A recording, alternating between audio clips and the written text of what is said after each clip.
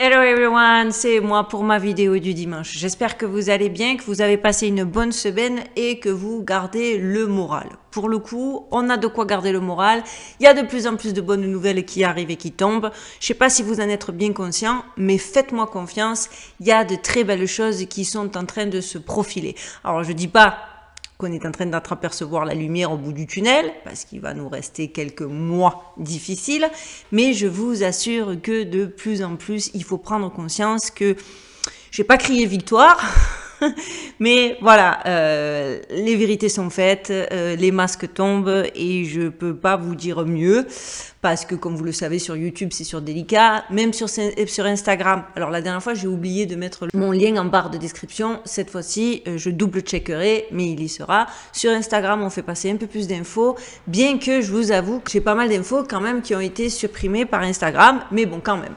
Bref, vous connaissez ma chaîne, vous savez que le fil conducteur c'est en tout en sous-entendu et en finesse, en tout cas faire prendre conscience, pas à ceux qui savent déjà bien sûr, mais à ceux qui s'y intéressent et à ceux qui se posent des questions, qu'il y a pas mal de choses de troubles, qu'on nous dissimule pas mal de vérités et que ça fait bien longtemps qu'on est manipulé par un système qui n'est pas là pour servir notre cause.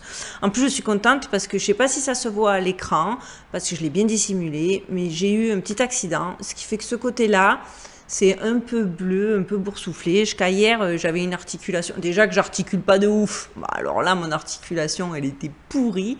Mais je vois que ça passe, ça devrait le faire. En tout cas, si vous voyez un truc chelou, ne vous inquiétez pas, tout va bien. Comme souvent lorsque l'on aborde des sujets sensibles, gênants, dérangeants, glauques, la réaction de la majorité, c'est soit le déni salvateur, soit l'accusation conspirationniste qu'on connaît tous, soit carrément le haussement d'épaule méprisant, le rire de gorge suffisant, et j'en passe et des meilleurs.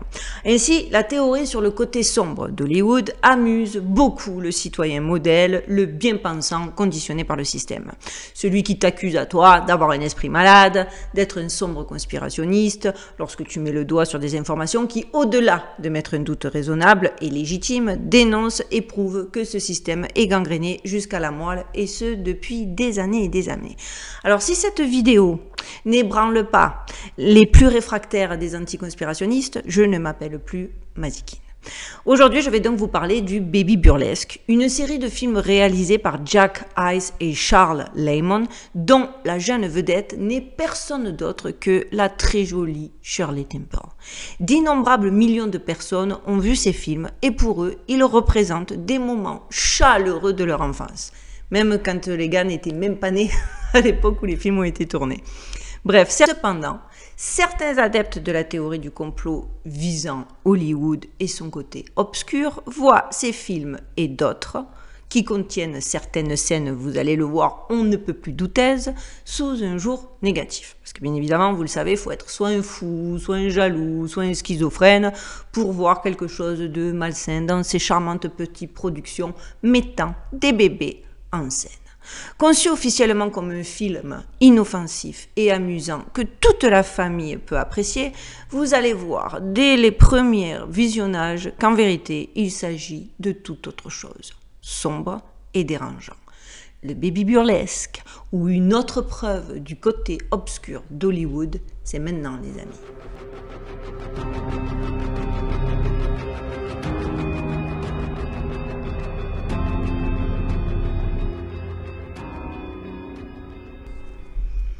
Un jour de 1932, dans un endroit appelé Melgling Dance School, un directeur de casting d'Hollywood a aimé la façon dont une petite fille aux cheveux en boucles dorées se cachait sous un piano.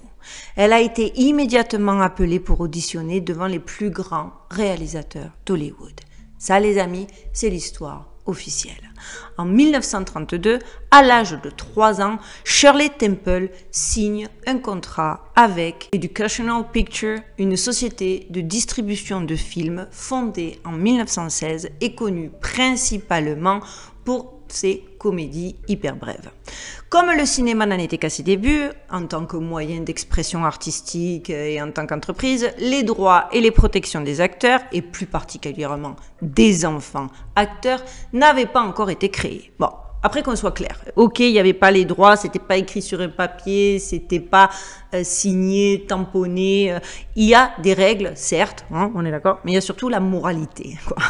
Il y a des choses, selon moi, qui n'ont pas besoin d'être écrites et validées par un juge ou whatever, ni validées par n'importe quelle autre instance, pour que ça tombe sous le sens. Vous allez voir où je veux en venir, parce qu'à un moment donné, c'est bien beau les excuses toutes trouvées, genre, mais c'est parce qu'il n'y avait pas de règles. D'accord, il n'y avait pas de règles. Il y a une morale quand même. Vous allez voir. D'autant plus que tout ceci s'est passé à une époque de l'histoire du cinéma qui interdisait explicitement la représentation à l'écran de la sexualité. Mais apparemment qu'adultes. Voilà, encore une fois, vous allez comprendre. C'est ainsi donc que Baby Burlesque est sorti le 11 septembre 1932. Une série de courts-métrages comiques dans lequel des enfants en bas âge interprètent des satires des principaux films hollywoodiens et de l'actualité. Bien que le film semble être un concept apparemment inoffensif à première vue, les Baby Burlesques étaient tout sauf clairement cela. La vérité, il n'y a même pas besoin d'analyse en vérité, parce que les images parlent d'elles-mêmes. Dans les 8 courts-métrages, on voyait des stars en bas âge, habillées de vêtements pour adultes, hyper sexualisés. En dessous, ils portaient des couches surdimensionnées, fermées par une épingle à nourrice. Les costumes de ces films suffisent déjà à eux seuls à faire froncer les sourcils. Pour un cinéphile moderne, il semble presque impossible de déceler ce qui est réellement comique dans ce genre de court-métrage. Cependant, à une époque où le public était encore facilement séduit par la nouveauté du cinéma, les Baby Burlesques semblaient probablement charmants. Enfin, pour moi, il faut quand même être out of the blue, quoi. On va commencer par War Babies, qui est une parodie du film What Price Glory sur la Première Guerre mondiale, dont l'intrigue est centrée sur 2 soldats qui se disputent l'amour d'une femme. Enfin, là, vous allez voir l'amour d'une fille. L'adaptation de Educational Pictures, la boîte de prod de Shirley Temple donc, se déroule au Buttermilk Petty Café, une école maternelle pas comme les autres. Il s'agit d'un endroit ressemblant étrangement à un bordel où des enfants sans parents dansent, jouent de la musique et s'amusent avec du lait, ce qui est peu dire. Temple joue clairement le rôle d'une prostituée nommée Charmaine qui passe ses heures à flirter avec des garçons. Dès la première minute du film, on voit Shirley Temple dans un haut volontairement ample qui glisse et tombe révélant ses épaules alors qu'elle exécute une caricature de danse séduisante. Plus tard, elle échange des baisers contre des sucettes, se fait appeler bébé à plusieurs reprises, appelle un militaire mon cher capitaine et se qualifie même de cher. Parce qu'au-delà des images, il y a aussi les dialogues, les sous-entendus, bref. La caméra coupe alors pour se focaliser sur un petit garçon qui effectue un lent striptease jusqu'à ses sous-vêtements. Pendant ce temps, un autre petit garçon est assis, bouche bée, sous une table et boit le lait qui coule d'un biberon renversé. Un grand panneau indique « lait aigre ». Lorsque le caoutchouc se détache du biberon et douche le garçon, Shirley s'excuse auprès des garçons du bar. Après avoir récupéré un gant en caoutchouc dans son sac à main, elle l'attache à un baril sur lequel on peut lire « Sweet Milk », permettant au garçon de sucer l'un de ses appendices. Alors que nous le regardons sucer, sucer et sucer encore, on entend un homme non identifié, meugler. Alors là, vous aurez certainement pas le son parce que pour des droits d'auteur, je suis pas sûre que ça passe au montage. Mais quoi qu'il en soit, si vous avez pas le son, ben, je vous l'explique. Hein. Mais seulement pour imiter ce beuglement d'un homme d'âge mûr, habilement, pour imiter habilement un gémissement. Pour clore le récit, un Duke Boy se cure les dents avec l'épingle à cheveux qui retenait sa couche. Si vous voyez ceci et que comme moi vous marmonnez entre votre barbe pédophile du bout des lèvres, alors félicitations, vos yeux et vos oreilles sont bel et bien réveillés. Le quatrième film burlesque de la belle Diaperina, Glad Rags to Rich, est sorti le 5 février 1933. Il raconte l'histoire de la belle Diaperina, une chanteuse de Lululabi Lobster Palace à Paris, qui doit décider entre le mariage imminent avec un riche propriétaire de boîte de nuit ou un simple garçon de la campagne. Une fois de plus, la danseuse de cabaret est jouée par Shirley Temple.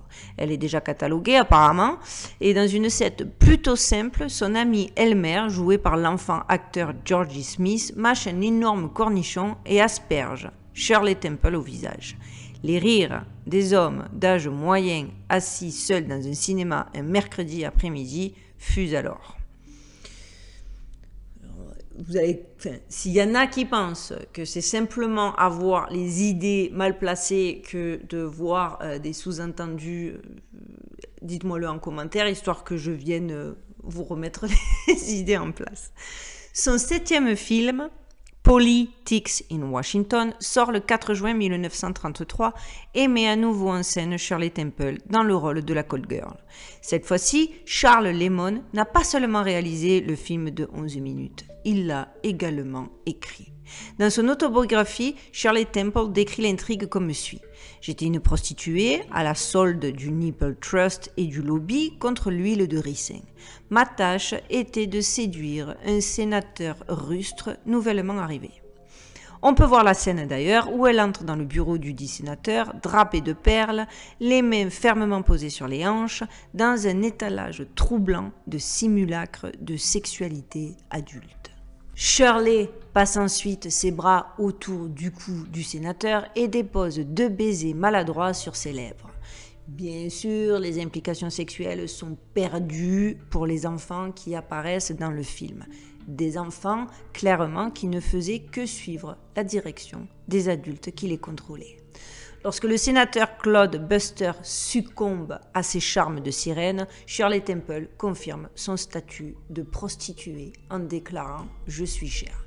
Alors on est d'accord que peu importe qu'il n'y avait pas de texte de loi écrit pour protéger les enfants, en tant qu'adulte responsable, très certainement père de famille, tu sais très bien quand tu fais ces scènes, quand tu écris ces scènes, qu'il y a quelque chose de glauque, pour pas dire d'abject, dans le déroulé de ton petit film merdique. Dites-moi ce que vous en pensez. La dernière apparition de Shirley Temple pour Educational Film est un peu particulière. Dans Kids in Africa, sorti le 6 octobre 1933, Temple joue le rôle de Madame Gradlebate, une exploratrice de la jungle en pantalon sexy et qui se décrit comme une missionnaire équipée d'un pistolet qui lui serre la hanche. Pendant le tournage, des enfants noirs ont été embauchés pour courir en masse et tomber lorsqu'ils étaient touchés par des flèches. Vous allez voir, c'est limite abject, d'un bout à l'autre. Backstage, on stage, en off, en in, voilà, tout est sordide. Sachez qu'à l'insu des enfants, une corde à piano était tendue sur leur chemin, de sorte que toute l'équipe de tournage, que tous les adultes, les maquilleurs, ceux qui s'occupaient des costumes et tout le monde les a regardés, les a laissés se faire filmer, en train de tomber maladroitement en tas, à se faire mal, dans l'indifférence générale. Et certains des enfants avaient carrément les tibias ensanglantés. Le film succombe ensuite à sa saveur habituelle lorsque Temple entre dans son hôtel Squirtorf avec son compagnon Tarzan. Dehors, un enfant africain portant un panneau d'affichage Weary Nipple Café fait le plein à la Last Chance Filling Station en suçant l'extrémité d'une pompe à essence qui y est commodément contrôlée par ce que nous est décrit comme un glube meter. C'est des malades. Et au cas clairement, où il y aurait une confusion sur ce qui semble être sous-entendu ici, le bec de la pompe a une forme qui laisse peu de place au doute. Ce dernier film nous permet clairement de constater que les connotations ouvertement sexuelles que Shirley Temple et ses camarades enfants stars ont été forcés d'imiter au cours de Baby Burlesque n'étaient pas le pire. En l'absence de réglementation concernant la sécurité des acteurs sur le plateau, les réalisateurs ont pu recourir à divers moyens de punition cruels et inhabituels pour maintenir l'ordre sur le plateau pendant le tournage. Selon l'historien et auteur John Kassan, les conditions de travail sur le plateau de Baby Burlesque étaient loin d'être glamour et franchement inquiétantes, notamment en raison du traitement réservé aux acteurs jeunes et vulnérables. Pour menacer et punir les enfants acteurs qui ne coopéraient pas, le réalisateur Charles Lamon gardait une boîte noire insonorisée de 6 pieds de côté, contenant en son centre un bloc de glace. Écoutez bien ça. Hein. L'enfant l'enfant de 3 ans qui avait eu du mal à comprendre ce qu'il était censé jouer. Hein. Donc l'enfant fautif était enfermé dans cet intérieur sombre et exigu et devait soit se tenir debout dans l'air froid et humide, soit s'asseoir sur la glace. Ceux qui parlaient à leurs parents de cette torture étaient menacés de punitions bien plus douloureuses. On en était là à Hollywood, hein. C'est beau Hollywood. Hein. Naturellement, Shirley Temple a tenté d'alerter sa mère de ces circonstances effrayantes, mais elle a été rejetée et accusée d'avoir inventé toute cette histoire. Et là, petit commentaire personnel qui n'engage que moi, je ne sais pas comment c'est possible. Moi, mon fils, quitte à me tromper, je le crois sur parole. Bien sûr, je vais lui poser des questions, je vais m'assurer qu'il n'est pas en train de délirer. Non, je fais de l'humour, mais en vérité... Comment tu peux, d'un geste de la main, balayer une histoire que clairement un petit enfant de 3 ans, à moins de l'avoir vécu, ne peut clairement pas avoir inventé. Parce que ici, de nos jours, toujours ce côté, il faut faire attention, ils regardent la télé, tu peux être surpris de ce qu'ils entendent. Ils sont capables d'inventer des trucs maintenant avec Internet, les tablettes, etc. À cette époque-là, c'était pas possible, hein. Ça pouvait pas venir d'une source extérieure, et même à notre époque, méfie-toi, quoi. Méfie-toi. Enfin, moi, ça m'a toujours halluciné, cette facilité quand des enfants viennent se confier sur des trucs bizarres, dont certaines personnes s'en accommodent. Ça ne regarde que moi, ça n'engage que moi. Donc, chacun des acteurs de Baby Burlesque a été contraint de fournir une quantité excessive de travail physique et émotionnel. Et peut-être pas autant que Shirley Temple elle-même, dont l'innocence aux grands yeux a servi de contrepoids ultime au rôle hyper sexualisé de femmes plus âgées que les adultes qui l'entouraient l'ont poussé à interpréter, dans le but bien évidemment de se remplir les poches en réalisant des profits sur le dos d'enfants qui n'avaient aucun moyen de se défendre. Charles Lamon et ses co-conspirateurs d'Educational Pictures ont contribué à créer un précédent effrayant pour la manière dont les artistes interprètes ont été traités dans des films pendant de nombreuses années, du moins jusqu'à l'intervention et jusqu'à l'invention du code ACE. Parce que bien évidemment, on avait besoin d'un code, comme je vous le disais au préalable, pour savoir que c'était inapproprié, glauque, avec des sous-entendus scandaleux. Non, clairement, le seul truc qui leur a fait peur, c'est que vu que c'était écrit, il y avait une lawsuit, une poursuite judiciaire possible, hein, qu'on soit clair. Pour encore une fois les récalcitrants qui diraient « mais elle voit du mal partout, cette folle ». Non, je vois pas du mal partout. À un moment donné, il y a le bon sens, hein, juste le bon sens. Et je vais même aller plus loin, car au-delà des répercussions en interne, vous imaginez en termes d'influence chez les jeunes. Vouloir être Shirley Temple à l'époque, c'était en partie vouloir être apprécié, aimé, choyé et caressé par des hommes adultes, comme l'étaient inévitablement les personnages qu'interprétait Shirley. En s'identifiant à elle et à ses rôles, les enfants se sont placés dans la position délicate de la muse du pédophile. Alors, dites-moi encore qu'Hollywood n'est pas un panier de crabes à la solde d'un système abject et je serais bien capable de vous baffer. Parce que je pense que voilà, il y a certaines choses qui parlent, hein, que on peut pas toujours dire c'était l'époque, aujourd'hui on peut plus rien faire, c'est parce que de nos jours, tu vois, maintenant dès qu'il y a un truc un petit peu avec des enfants, tout de suite tu vois le mal. Non, hein. Si vous avez des arguments, allez-y, si vous osez, hein, mettez-les en commentaire, je suis curieuse, mais pour les autres, je pense que vous êtes du même avis que moi, faut arrêter de se foutre de notre gueule. Donc voilà les amis, je vous ai fait une vidéo, je pense qu'elle sera un peu courte. Comme je vous l'ai dit, j'ai eu des petits soucis cette semaine qui font que ainsi va la vie. Voilà. En plus, parler n'est pas super évident. Donc voilà, je voulais surtout vous parler de quelque chose d'extrêmement important. Vous avez très certainement vu cet incroyable tableau que j'ai pas encore accroché à mon mur, mais qui ne saurait tarder. Le problème, c'est que là où je veux l'accrocher, je suis pas sûre que vous puissiez le voir. Et je voulais vous en parler. Je vous mets le lien ici vers le site de ce monsieur qui fait un travail extraordinaire. Moi, c'est moi qui ai choisi ça, parce que j'ai une affection toute particulière pour les dauphins et que ça me rappelle des souvenirs merveilleux en Nouvelle-Calédonie. Donc c'est des photos de lui, son site est extrêmement bien fait, je vous le mets ici mais je vous le remets en barre de description, vous n'aurez qu'à cliquer dessus, vous pouvez, il fait des photos extraordinaires, il y a couleur, noir et blanc, il y avait beaucoup de choix. Et je vous avais déjà parlé dans une autre de mes vidéos où carrément je l'avais reçu en couleur et en plexi. Je vous la remontrerai. J'attends le contour parce que j'avais commandé un contour, mais j'ai mal fait les conversions en fit, etc. Donc ma frame n'était pas bonne. Donc du coup, j'en ai recommandé une autre que je vous présenterai dès que j'aurai tout reçu. Mais regardez, il fait ça par passion.